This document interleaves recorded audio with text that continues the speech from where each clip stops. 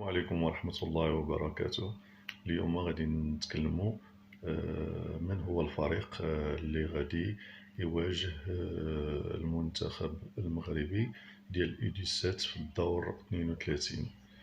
فهناك قانون جديد وضعته الفيفا، حيث كاين 12 جروب، وغادي يختاروا فيهم الثماني الأوائل،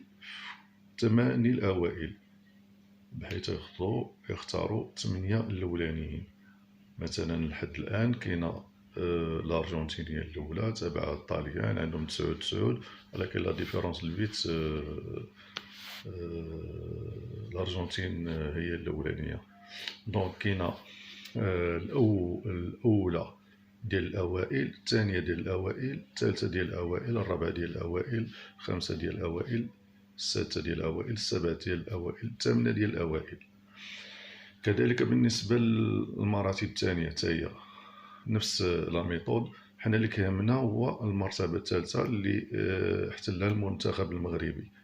دونك المنتخب المغربي بالنسبة للأوائل كاين اللي تكلاصاو الثالثين، كاينة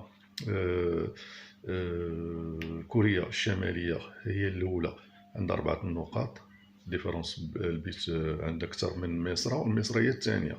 مصر الثانية حتى هي عندها 4 نقاط. كيجي من موراهم المغرب هو الثالث كأحسن ثالث في المكلاسين الثالثين.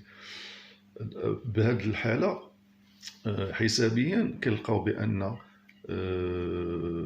المغرب ما غاديش يواجه الأول ديال الأوائل، وما غاديش يواجه الثاني ديال الأوائل ولا الثالث ديال الأوائل، ولكن غادي يواجه السادس ديال الأوائل اللي مكلاس السادس.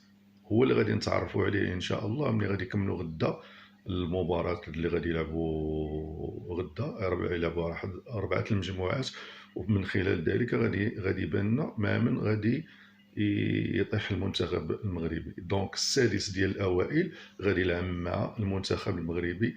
حظ موفق إن شاء الله لهذا المنتخب الفتي. خوتي العزاز ومرضية الوالدين، ما تبخلوش علينا بالاشتراك في القناة. هذه قناة الله بدات، الله يجازيكم بخير وشكرا لكم، وليلة مطمئنة في أمان الله.